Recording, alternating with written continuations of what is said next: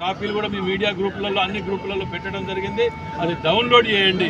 Download చేసుకొని ఈ మాజీ శాసనసభ్యుడు అబద్ధాలకు ఒక బ్రాండ్ అంబాసిడర్ అటువంటి వ్యక్తి వినయ్ భాస్కర్ గారిని వాటిని అవి చూపి అంటే అడగండి.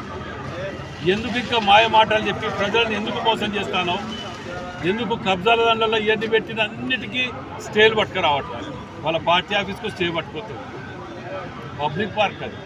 మేము పబ్లిక్ పార్కులు కానీ అవి కానీ ఇవి కానీ 2 ఏళ్లలో ఎక్కడైనా ఒక్క ఆక్రమణ జరిగిందా? ఒక్కటి. కబ్జాలు లేవు, గుండాయిజాలు లేవు, రౌడీయిజాలు లేవు. ప్రశాంతంగా వరంగల్ వెస్ట్ నియోజకవర్గ ప్రజలు బతుకుతుంటే మళ్ళా ఎలక్షన్లు వస్తున్నాయి కదా అని చెప్పి ఇవాళ మేము అభివృద్ధి చేస్తానికి వాడవాడలో తిరుగుతున్నామని చెప్పి ఓ దొంగ నాటకం కొత్త నాటకం ఆడుతున్నాం. మాకు అక్కడ ఉన్న వాళ్ళకి ఎక్కడ ఎవరికి అన్యాయం చేయాలని ఆలోచన వీసమెత్తు కూడా మాకు లేదు.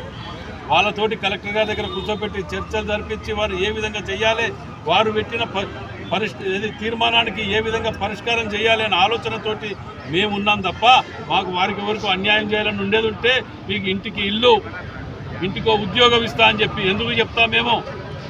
అయినా ఎందుకు ఒప్పుకోవట్లేదు తెలుసా? దీని వెనుక మాజీ శాసనసభ్యుడు వినయ్ భాస్కర్, దాని వెనుక చిట్టిమల్ల సుధాకర్ ఇంకెవరు ఉన్నారు ఆయన పేరు.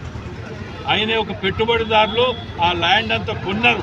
దాని వెనుక పెట్టుబడి పెట్టి ఇవాళ దాని కనుక వీళ్ళ గుడిసెలు జరిగితే గవర్నమెంట్ హ్యాండ్ చేసుకుంటే వాళ్ళు పెట్టిన పెట్టుబడి రోడ్డు మీద పడతారని చెప్పి ఆలోచనతోటి దానిని అక్కడే ఉంచడానికి మాడవీధులు కట్టనీయకుండా, మాడవీధులు కడితే రాజేంద్రుడికి ఏడ పేరు వస్తుందో, కాంగ్రెస్ పార్టీకి ఏడ పేరు వస్తుందో అనే ఆలోచనతోటి ఈ యొక్క నీచమైన ఆలోచనలతోటి ముందుకు పోతుంటే ఇది ఏమనాలి? నేను చేసిన అభివృద్ధిని అప్రిషియేట్ చేయకున్నా పర్వాలే, కానీ ఇలాంటి అడ్డంకులు అరాచకాలు సృష్టిస్తూ పోతుంటే మరి ప్రజలు ఉన్నారు, మేమేం చెప్పని అవసరం లేదు. ఆఖరికి చీపిల్లు అనుకొని మిమ్మల్ని కొట్టి నుంచి తర మీద దాకా మీరు ఇదే పని చేసేటట్టు ఉన్నారు. మీరు మార్పు రావట్లే. 2 ఏళ్ళు అయినా పిల్లలు పెద్దోళ్ళు అవుతారు.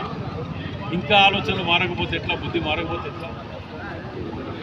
కాబట్టి మేము కూడా అడుగుతున్నాం, వీటన్నిటిని దృష్టిలో పెట్టుకొని